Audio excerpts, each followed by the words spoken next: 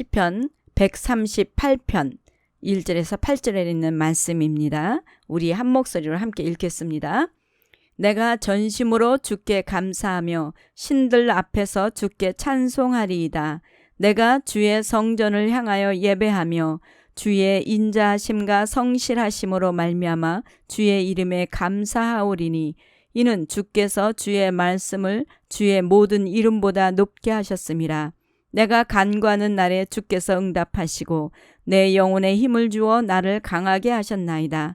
여호와여, 세상의 모든 왕들이 주께 감사할 것은 그들이 주의 입에 말씀을 들음이오며 그들이 여호와의 도를 노래할 것은 여호와의 영광이 크심이니이다. 여호와께서는 높이 계셔도 낮은 자를 굽어 살피시며 멀리서도 교만한 자를 아심이니이다. 내가 환난 중에 다닐지라도 주께서 나를 살아나게 하시고 주의 손을 펴사 내 원수들의 분노를 막으시며 주의 오른손이 나를 구원하시리이다. 여호와께서 나를 위하여 보상해 주시리이다. 여호와여, 주의 인자하심이 영원하오니 주의 손으로 지은 것을 버리지 마옵소서. 아멘. 시편 138편 1절부터 8절까지 있는 말씀, 내가 환난 중에 다닐지라도 라는 제목으로 함께 은혜를 나누기 원합니다. 요즘 코로나 팬데믹으로 인해서 급변하는 세계 정세를 모두가 느끼고 계실 줄 믿습니다. 이번 팬데믹으로 국경들이 폐쇄되기도 했었고 경제가 거의 마비되기도 했었기에 세계의 거의 모든 나라가 위기라고 봐도 과언이 아니었었습니다. 국민들도 엄습해오는 위기 속에 있었습니다. 9.11 사태 이후에도 정세가 급변하면서 테러 전쟁을 선포하는 등 국민들은 두려움의 위기를 느끼게 되므로 많은 사람들이 교회를 찾고 있다라는 뉴스를 기억합니다.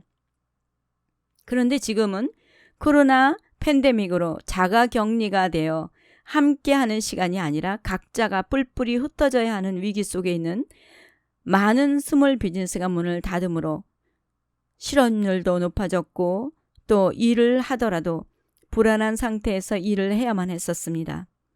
이제는 자가격리가 다 풀어져서 확진자가 높아지고는 있지만 이럴 때일수록 나는 어떻게 해야 하는가를 스스로 생각해야 하는 때입니다.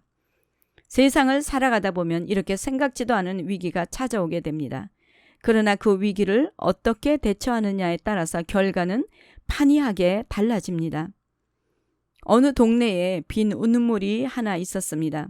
그런데 당나귀가 그 빈 우물에 빠졌습니다.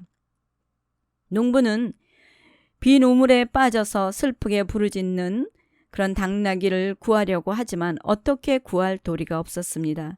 마침 당나귀도 늙었고 쓸모없는 우물도 파묻으려고 했던 터라 농부는 당나귀를 단념하고 할 수 없이 동네 사람들에게 도움을 요청하기로 했습니다. 동네 사람들은 우물을 파묻기 위해 제각기 삽을 가져와서 흙을 파서 우물을 메워갔습니다. 당나귀는 더욱더 울부짖었습니다. 그러나 조금 지나자 웬일인지 당나귀가 잠잠해졌습니다. 동네 사람들이 궁금해서 우물 속을 들여다보다가 그만 모두가 놀라고 말았습니다. 왜냐하면 당나귀는 자기 등 위에 떨어지는 흙더미를 털고 털어서 바닥에 떨어뜨리면서 발 밑으로 흙이 쌓이게 하였던 것이었습니다. 그리고 흙더미를 타고 점점 높이 올라오고 있었던 것이죠. 당나귀는 자기를 묻으려는 흙을 이용해서 무사히 그 우물에서 빠져나올 수가 있었습니다. 세상을 살아가다 보면 당나귀처럼 공경의 우물에 빠질 때가 있습니다. 때로는 사람들을 통해서, 때로는 현재 코로나 바이러스 팬데믹처럼 어쩔 수 없는 환경이 흙더미로 나를 덮어오지만 오히려 이 위기를 통해서 지혜롭게 인내와 용기를 가지면서 자신이 더 성장하고 높아질 수 있는 디딤돌이 될 수 있습니다. 우리에게 닥쳐오는 위기는 어느 날 갑자기 닥치는 것이 아니죠. 자신이 몰랐을 뿐이지 과거로부터 누적돼 왔던 결과라고 볼 수가 있습니다.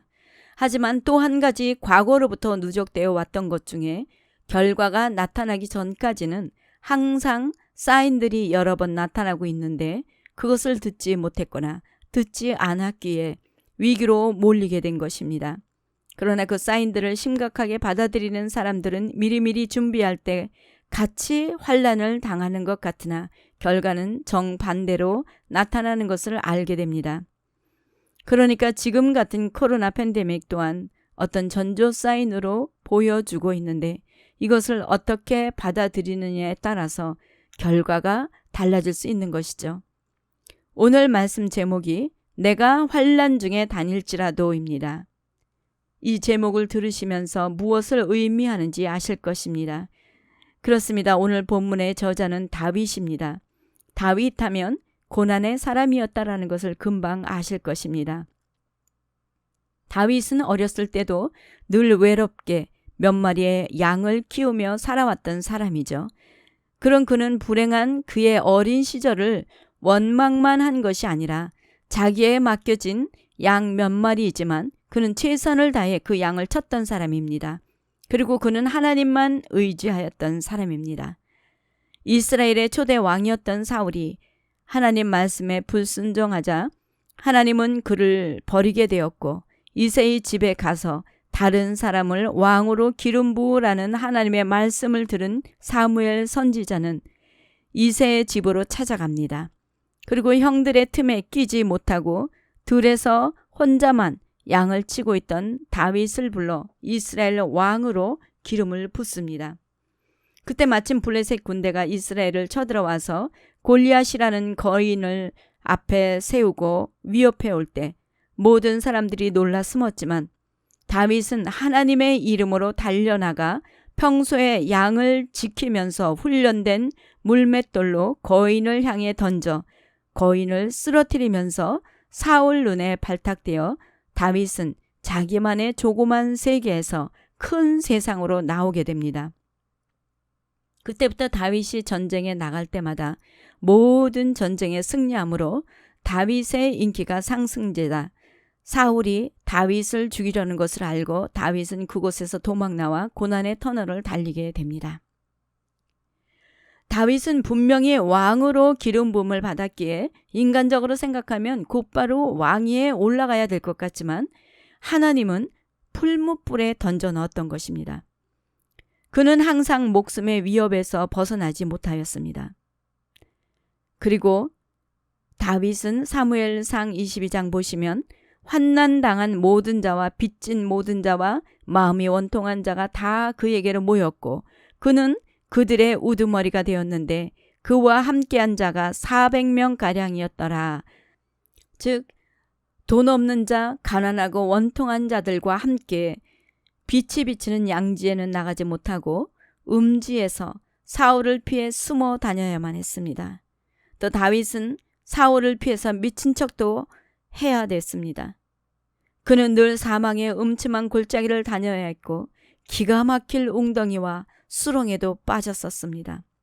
그래서 시편 56편에 보면 나의 유리함을 주께서 계수하셨사오니 나의 눈물을 주의 병에 담으소서.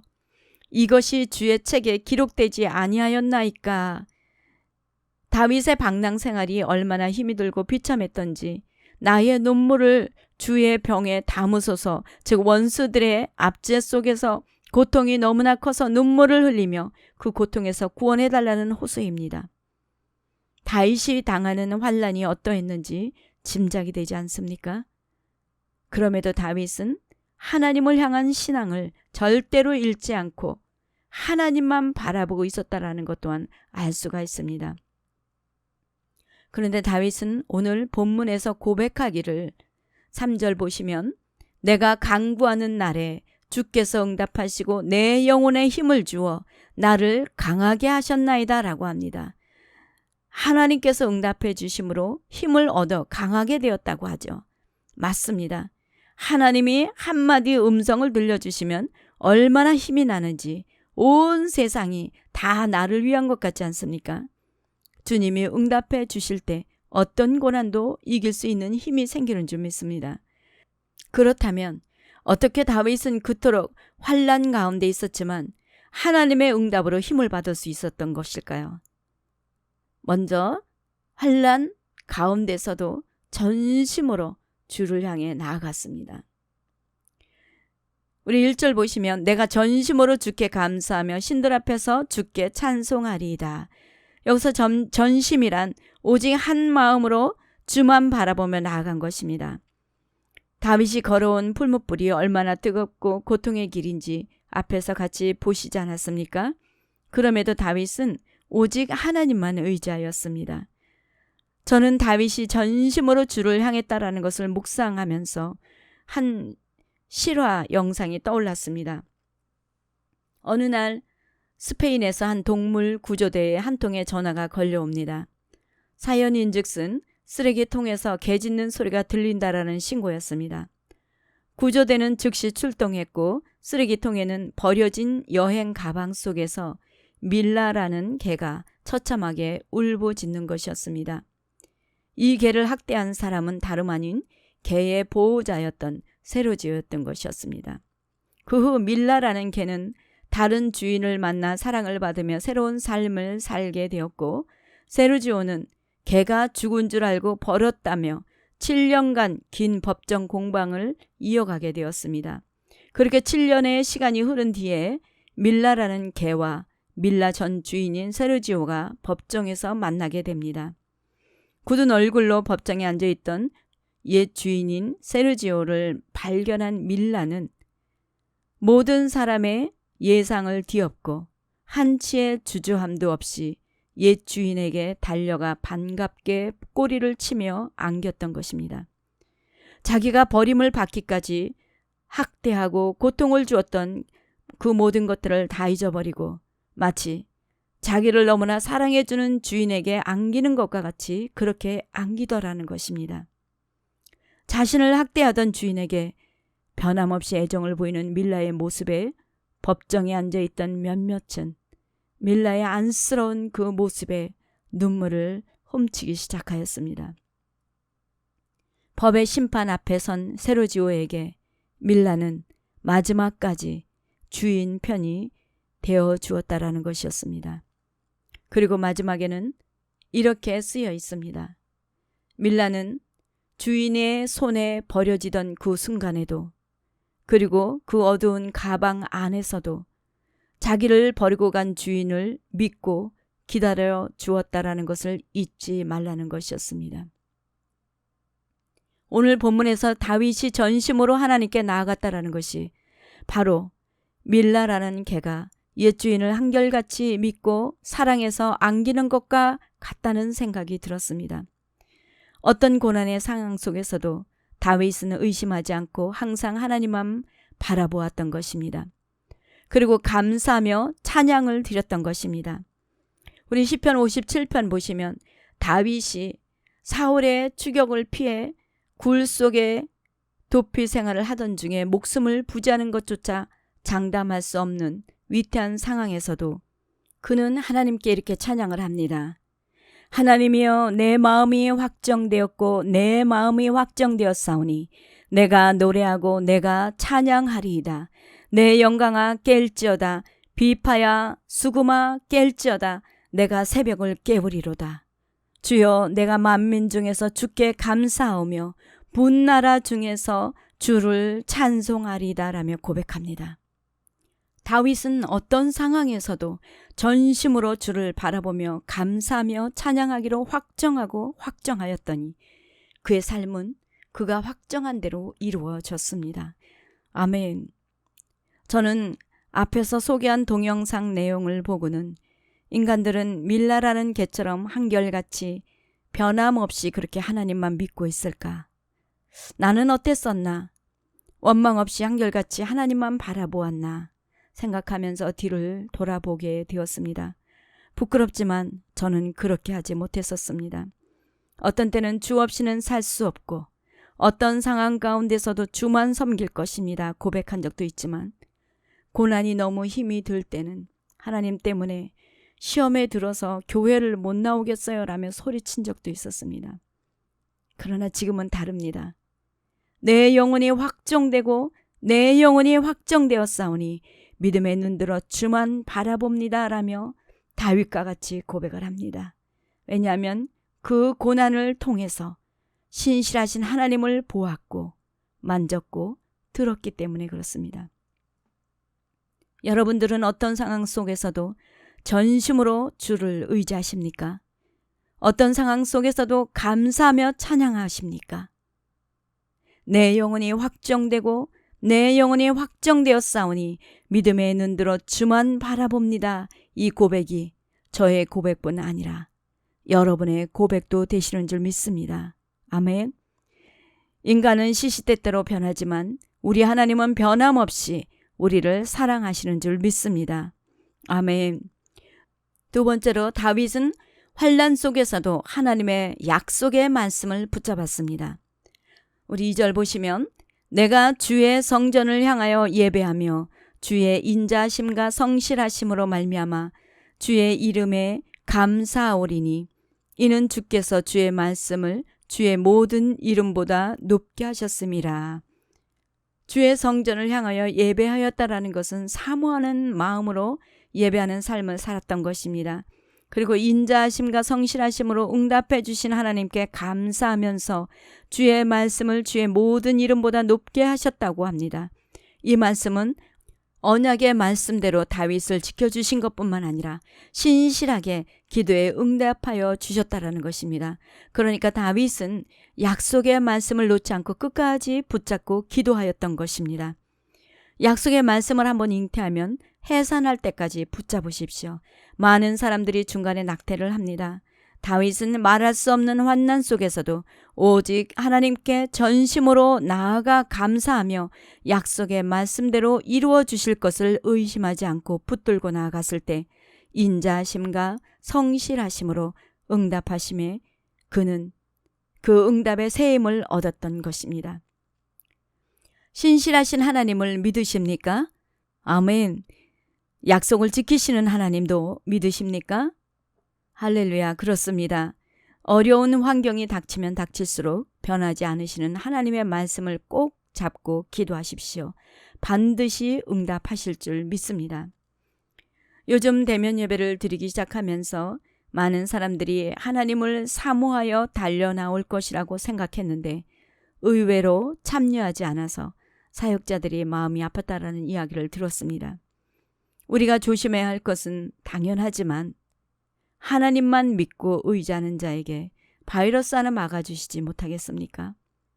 우리 시편 91편 보시면 지존자의 은밀한 곳에 거주하며 전능자의 그늘 아래 사는 자여 나는 여호와를 향하여 말하기를 그는 나의 피난처여 나의 요새여 내가 의뢰하는 하나님이라 하리니 이는 그가 너를 새 사냥꾼의 올무에서와 심한 전염병에서 건지실 것이미로다. 아멘. 우리 7절 보시면 1000명이 내 왼쪽에서 10,000명이 내 오른쪽에서 엎드려지나 이 재앙이 내게 가까이 하지 못하리로다. 또 내가 말하기를 여호와는 나의 피난처시라 하고 지존자를 너의 거처로 삼았으므로 화가 내게 미치지 못하며 재앙이 내 장막에 가까이 오지 못하리니. 아멘. 무엇입니까? 하나님만 믿고 의지하는 자에게는 아무리 전염병으로 왼쪽에서 1000명이 오른쪽에서 10,000명이 엎드려진다 해도 하나님께서는 이 재앙이 가까이 하지 못하게 하신다고 약속하셨습니다. 말씀을 믿으십시오. 주위 환경을 볼 때 도저히 불가능할 것 같아 보여도 하나님은 반드시 환경을 초월하여 이루어 주실 줄 믿습니다. 우리 예수님은 요한복음 15장 보시면 너희가 내 안에 거하고 내 말이 너희 안에 거하면 무엇이든지 원하는 대로 구하라 그리하면 이루리라고 하였습니다. 하나님의 말씀을 말로 듣지 마시고 생명으로 들으시기를 축원합니다. 생명의 말씀이 여러분을 살릴 줄 믿습니다. 아멘. 세 번째로 지금까지 지켜주신 하나님 앞으로도 지켜주실 것을 믿는 믿음입니다. 우리 7절 보시면 내가 환난 중에 다닐지라도 주께서 나를 살아나게 하시고 주의 손을 펴사 내 원수들의 분노를 막으시며 주의 오른손이 나를 구원하시리이다. 여기서 살아나게 하시고란 말은 좌절하거나 낙심돼서 모든 소망을 잃어버려서 일어설 수 없는 상태에 일으켜 세우시는 것을 말씀합니다. 다윗의 지난날 고난의 풀무 속에 던져진 삶은 환난 그 자체였습니다. 하지만 다윗은 그 고난 속에서도 이렇게 고백을 합니다. 우리 시편 23편 보시면 내가 사망의 음침한 골짜기로 다닐지라도 해를 두려워하지 않을 것은 주께서 나와 함께 하심이라. 주의 지팡이와 막대기가 나를 안위하시나이다. 아멘. 요즘은 마음 놓고 다닐 수 있는 곳이 없습니다. 나가더라도 코로나 바이러스로 인해서 가는 곳곳마다 사망의 음침한 골짜기를 가는 것 같은 사람들이 많을 것입니다. 그러나 우리는 두려워하지 마십시오. 우리가 두려워할 것은 내가 과연 예수님께 잘 붙어 있는가를 두려워해야 될 줄 믿습니다. 다윗의 삶은 사울 왕의 박해가 끝났을 때도 민족들과의 전쟁으로 고통을 당해야 했고 이것을 지나 편안할 때 아들에게 또 위협을 당해야 하는 어려움을 겪어야만 했습니다. 하지만 그때마다 하나님은 다윗을 소생케 하셨고 보호하시고 지켜주셨습니다. 그래서 다윗은 지금까지 지켜주신 하나님이 앞으로도 지켜주실 것을 확신하신 것입니다. 오늘 이 말씀을 통해서 우리가 확신할 수 있는 것은 여러분들을 지금까지 지켜주신 하나님께서 앞으로 모든 환난에서도 지켜주신다라는 것입니다. 믿으십니까? 지금은 주님이 오실 날이 멀지 않았다라는 여러 가지 사인들이 많이 보입니다. 특히 이스라엘은 영적 시간표입니다. 그런데 한 가지 어떻게 보면 그럴 수도 있지 하면서 가볍게 넘길 수가 있는 일이지만 이스라엘의 역사를 볼 때 가볍게 볼 수 없는 일이 있습니다. 무엇이냐 하면 이스라엘은 십자군 전쟁 때 유대민족의 역사적 상처 때문에 십자가를 사용하지 않았었습니다. 학교의 수학 교과서에서도 플러스 부호가 십자가가 아니고 오자로 사용했었습니다. 그런데 2019년부터 공식적으로 플러스 부호를 오자나 또는 십자가를 사용하도록 그렇게 허가가 났지요. 그래서 지금 공립학교에서는 십자가가 사용되어지고 있다라는 것입니다. 이것을 어떻게 보면 작지만 큰 변화라고 볼 수 있는 것입니다. 그리고 그것뿐 아니라 은행에 갔는데 십자가 목걸이를 의상에 좀 맞지 않지만 일부러 보란 듯이 큰 것을 옷 밖으로 걸고 있더라는 것이죠. 그래서 십자가 목걸이를 걸어도 괜찮느냐라고 물었더니 괜찮다. 여기는 예수 믿는 사람들이 많다라고 하더라는 것입니다. 무엇이냐 하면 이스라엘이 열려서 복음이 많이 들어갔다라는 것은 시간이 다 되었다라는 사인 중에 하나인 것입니다. 미전도 종족수를 보더라도 많이 남지 않았습니다. 그래서 마태복음 24장 보시면 이 천국 복음이 모든 민족에게 증언되기 위하여 온 세상에 전파되리니 그제야 끝이 오리라 라고 하였습니다. 지금 일어나고 있는 팬데믹보다도 더 어렵고 힘든 시간은 다가올 것입니다.